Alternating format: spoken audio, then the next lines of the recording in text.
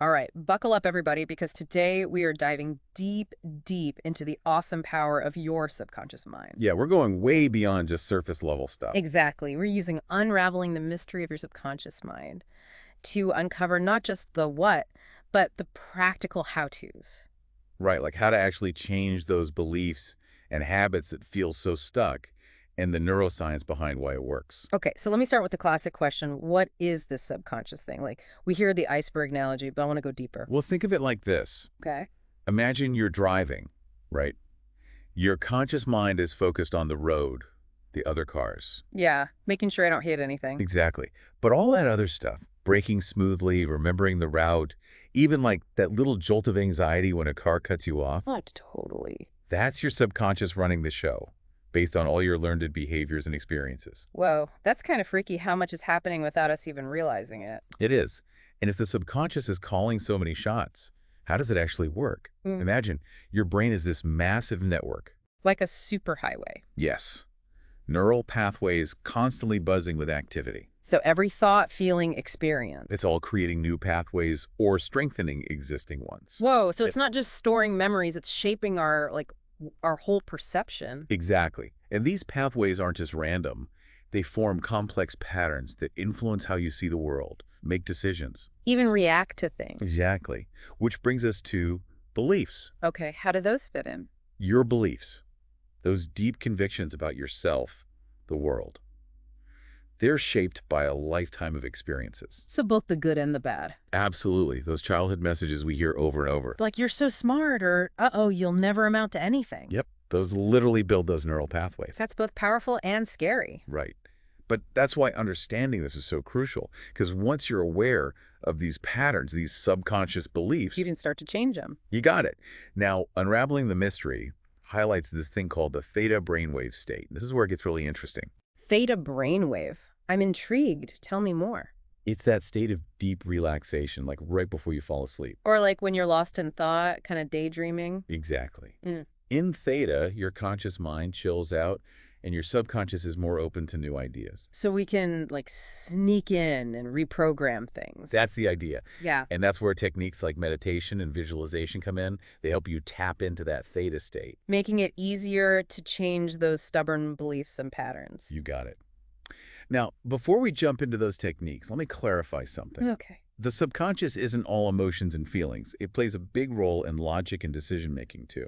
Really? So even when I think I'm being totally rational. Your subconscious is weighing in, big time. Like, say you're faced with a business opportunity. All right. I'm analyzing the data, pros and cons. But your subconscious is also there, filtering it through past experiences, maybe some risk aversion patterns, even beliefs about success. Whoa, so it's like a hidden layer of processing. Yeah. Exactly. And that's why becoming aware of those subconscious influences is so important. Okay, so how do we start to see them? That's where the real work begins. Hit me with it. It's simple, but not easy. Pay attention to your thoughts, your behaviors. What patterns keep popping up? Right. What are your automatic reactions in certain situations? So kind of like becoming a detective of my own mind. Exactly. Shine a light on those subconscious patterns so you can see how they're running the show. Wow, this is pretty mind-blowing. Right. But now that we've got this foundation, let's get practical. Yes, let's talk techniques for rewiring this amazing subconscious mind of ours. I'm ready when you are. Okay, so we've got this powerful subconscious, but how do we actually use it? Like, where's the instruction manual? Well, unraveling the mystery really emphasizes affirmations. Affirmations, okay. You know, those positive statements people are always talking about. Yeah, but I gotta admit, I'm kind of skeptical. Like, how can just saying something change anything? It's all about this cool thing called neuroplasticity. Neuroplasticity, okay. Basically, your brain's ability to rewire itself. So by repeating an affirmation. You're literally firing up those neural pathways related to the belief you're trying to build. Even if I don't fully believe it yet. Exactly. Think of it like this. Okay. You're laying a new road in your brain. At first, it's bumpy, a dirt path. Right. But with use, it gets paved, smooth. It becomes your brain's go-to route. So instead of thinking, ugh, I'm not good enough, I could try saying, I am capable and confident. Yeah. I like that. And the key is to not just say it, but to really feel it, embody that feeling. So visualize myself rocking it. You got it. That brings us to our next tool, visualization. Visualization. This is more than just daydreaming. We're talking about creating a vivid experience in your mind. Okay, but I'm not great at that, like picturing things. It's a skill Yeah. you can practice. Okay. Start small, close your eyes, and imagine yourself achieving a goal. Okay. Gauge all your senses. What do you see, hear, feel? The more real it feels. The more my subconscious believes it. Exactly. So let's say you want to run a marathon. Okay, I'm You're picturing. crossing the finish line, exhausted but exhilarated. Hear the crowd cheering.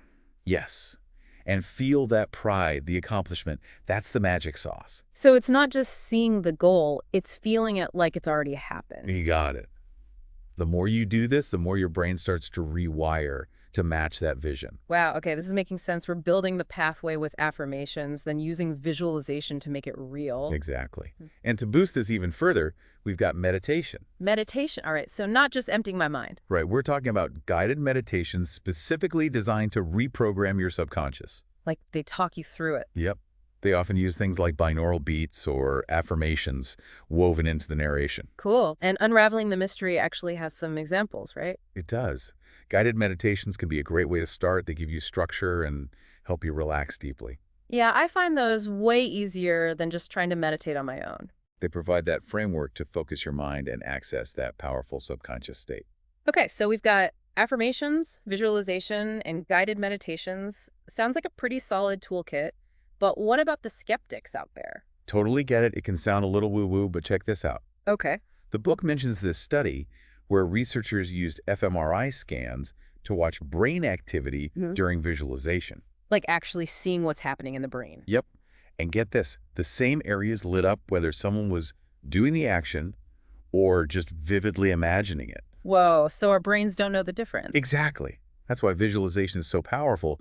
It's like giving your brain a blueprint for the reality you want. Okay, I'm starting to see the potential here, but let's be real. This isn't about overnight miracles, right? Absolutely not. This is about consistent effort. Think of it like training for that marathon. Right. I can't just expect to run 26 miles tomorrow. You got to train, build up to it, be patient with yourself. So consistency is key. It is.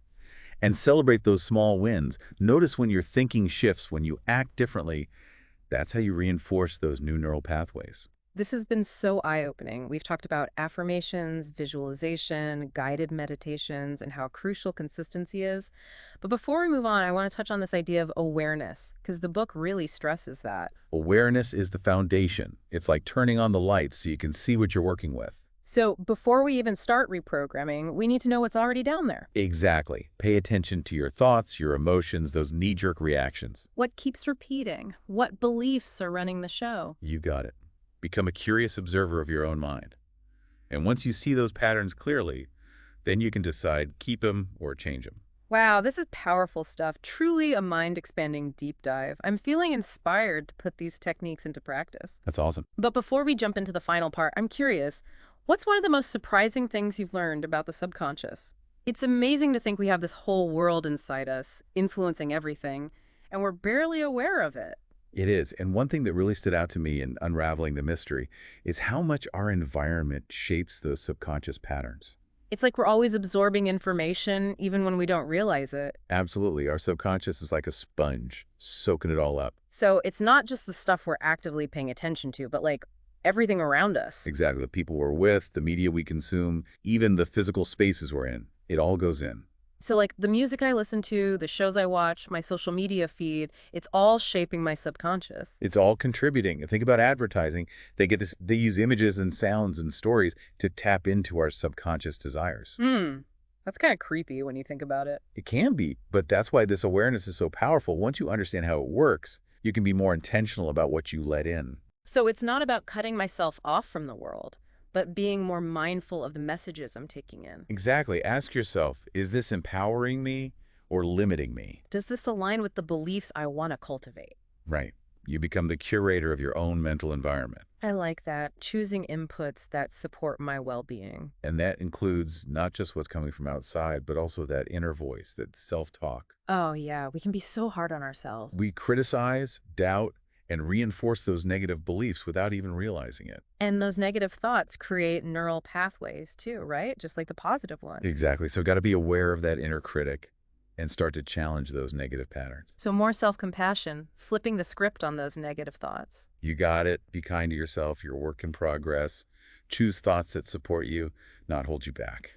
This has been an incredible deep dive. I'm walking away with a whole new understanding of this hidden power we all have. I'm glad to hear that. And remember, this is just the beginning. Right, there's always more to learn about the subconscious. As you keep exploring, you'll unlock even more of its potential. Well, I think we've given our listeners a lot to chew on today. I hope so. Any final words of wisdom before we wrap up? Just this, you have more power than you think. By understanding and working with your subconscious, you can create incredible change. It's a journey, and I encourage everyone to keep exploring, keep learning, keep unlocking that power within. That's a great way to put it. Thank you so much for sharing your expertise with us today. My pleasure. And to all our listeners, thanks for joining us on this amazing deep dive into the subconscious mind. Remember, the power to change your life is right there inside you. Until next time, keep diving deep.